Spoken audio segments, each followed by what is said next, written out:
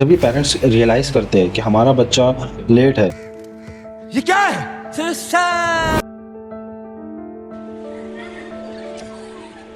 बाकी बच्चों से, तो घर वालों का ये कहना होता है कि ये हो जाएगा, ये चल सकता है। आई फील के इमेजिन करो एक सिचुएशन जहाँ पर एक young college girls and boys है जो आराम से अपनी कॉलेज लाइफ जिए हैं, they get married and then उनके हाथ में एक ऐसा बच्चा आता है जहाँ पर उनको वो लोग सस्पेक्ट करते हैं कि कुछ प्रॉब्लम है। एक वर्ड ट्रेंडिंग में है, इंक्लूजन। ये इंक्लूजन, वो इंक्लूजन। तो हम इंक्लूजन को एनरोलमेंट से आगे कैसे लेके जाए? इट्स अ फैशन वर्ड जहाँ पर लोग बोलते हैं कि हाँ we are in inclusive school, but जब मैं इंक्लूजन की बात करता हूँ तो I feel that inclusion starts right from the gate. जैसे कि देखा जा रहा है कि SLD, ADHD एंड ऑटिज्म की अवेयरनेस अभी फिलहाल बढ़ रही है, और जो अडल्ट्स स्कूल टाइम में मिस थे तो उनका प्रैक्टिकल पाथवे क्या हो सकता है? सबसे पहले SLD मतलब कि स्पेसिफिक लर्निंग डिसेबिलिटी, ओके। जहाँ पर बच्चा IQ वाइज तो नॉर्मल है। बेस्ट एग्जांपल था तारे जमीन पर मूवी में जो बच्चे को ईशान। चैलेंज था, ईशान अवस्थी। Yes. तो IQ नॉर्मल होने के बावजूद बच्चे को रीडिंग, राइटिंग और मैथ्स में डिफिकल्टीज आती है। This is one. जो भी पेरेंट थेरेपिस्ट के पास जाते हैं उनका बेसिकली गोल क्या होना चाहिए? आई फील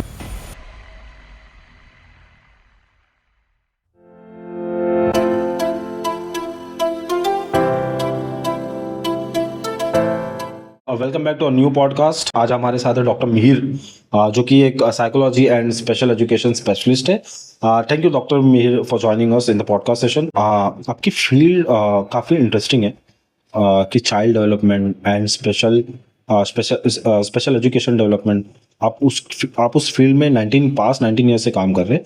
सो बेसिकली मेरे पास जो लोगों के जनरल क्वेश्चंस है, उनके सेट ऑफ क्वेश्चंस है, तो उनसे स्टार्ट करते हैं हम। श्योर जैसे कि देखा जा रहा है कि SLD, ADHD एंड ऑटिज्म की अवेयरनेस अभी फिलहाल बढ़ रही है, राइट। और जो अडल्ट्स स्कूल टाइम में मिस थे तो उनका प्रैक्टिकल पाथवे क्या हो सकता है, एंड लेट डायग्नोसिस के प्रैक्टिकल बैरियर क्या है?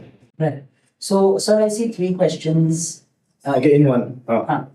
सो आई फील के सबसे पहले SLD मतलब कि स्पेसिफिक लर्निंग डिसेबिलिटी, ओके। जहाँ पर बच्चा IQ वाइज तो नॉर्मल है। बेस्ट एग्जांपल था तारे जमीन पर मूवी में जो बच्चे को ईशान। चैलेंज था, ईशान अवस्थी। Yes. right? तो IQ नॉर्मल होने के बावजूद बच्चे को रीडिंग, राइटिंग और मैथ्स में डिफिकल्टीज आती है।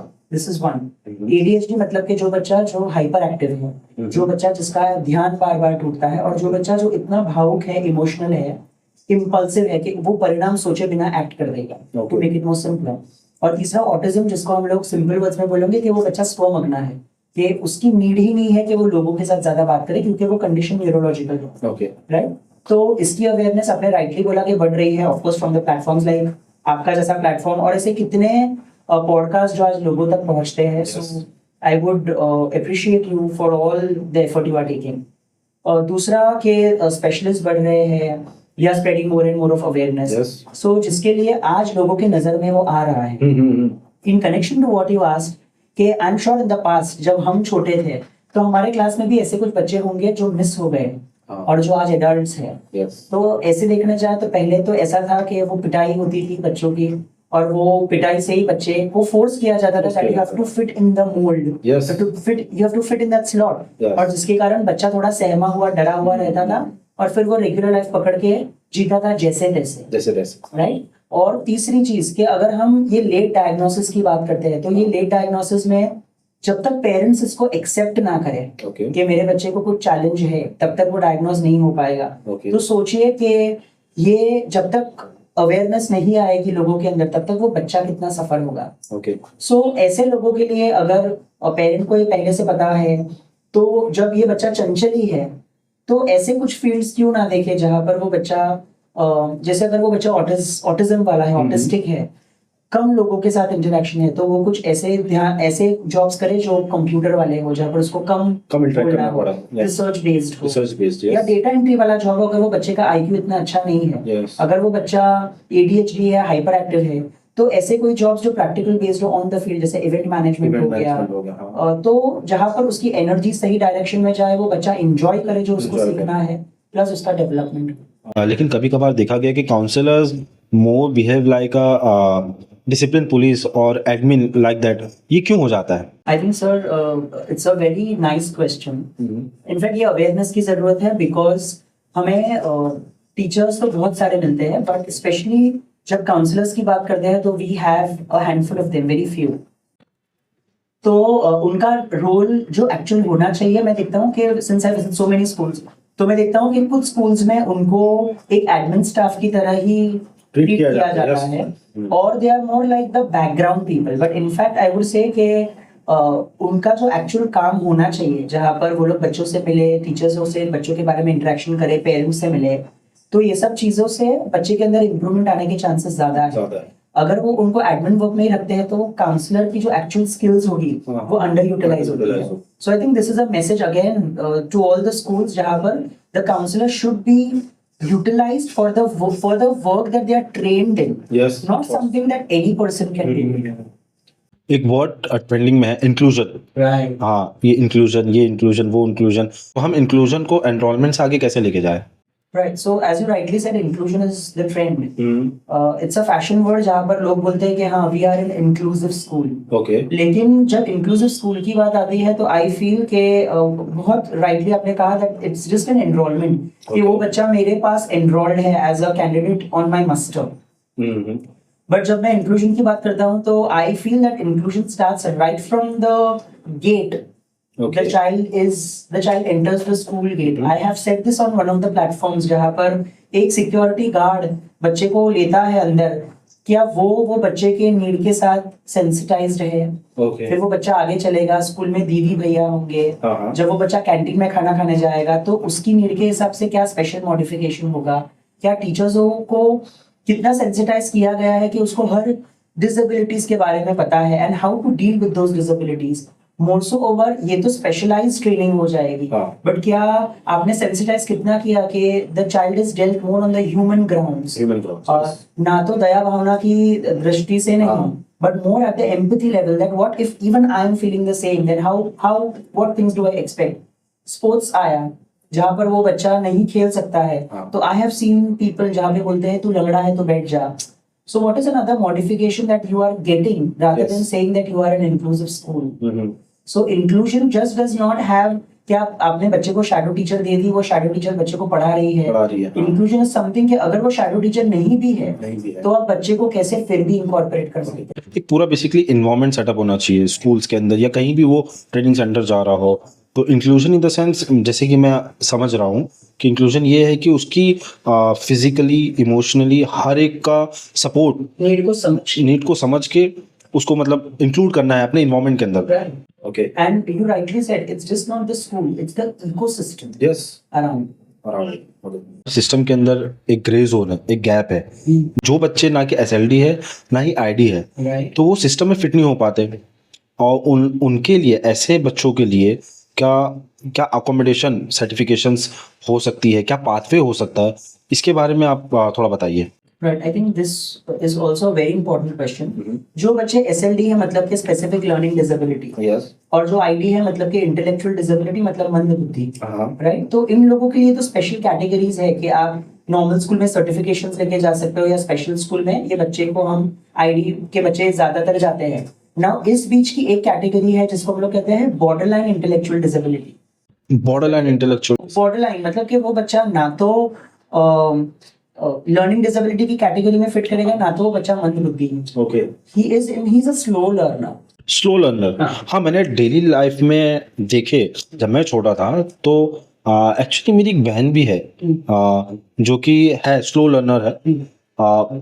उसको जब मेरे डैडी टेबल पढ़ाते थे 2 1 2 2 4, तो याद हो जा रहा है, लेकिन जब वो सुनाने आ रही बोल रहा है, ये बार बार एक रिपीटेड प्रोसेस है। तो क्या आपने सही कहा। तो ज्यादातर बच्चे जो स्लो होते हैं तो यूजुअली सोसाइटी में ऐसी मेंटालिटी है कि वो स्लो लर्नर है, कोई भी ऐसे हार्श टर्म्स में नहीं जाएगा कि वो बच्चा इंटेलेक्चुअल डिसेबिलिटी वाला है।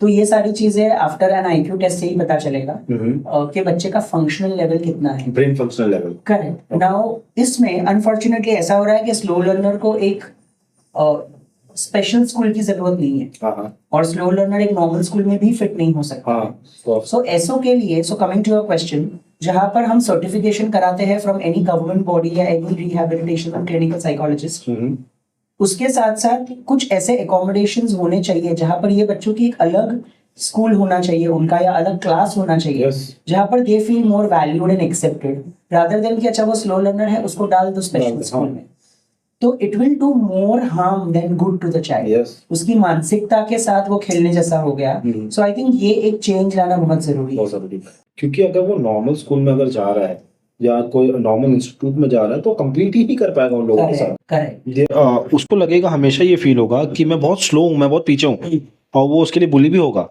उतनी समझ तो है उनमें कि मैं स्लो हूँ, हाँ वो स्लो बराबर, हाँ, लेकिन इतने भी वीक नहीं है जहाँ पर वो अंडरस्टैंड नहीं कर पा रहे कि उनके साथ क्या हो रहा है। Okay, so therefore they are in between. जो भी पेरेंट थेरेपिस्ट के पास जाते हैं उनका बेसिकली गोल क्या होना चाहिए? या तो normalise in the sense more on the education perspective, या फंक्शनल वेलबींग की तरफ रुझाव ज़्यादा होना चाहिए? ये आपसे एक सजेशन चाहिए था।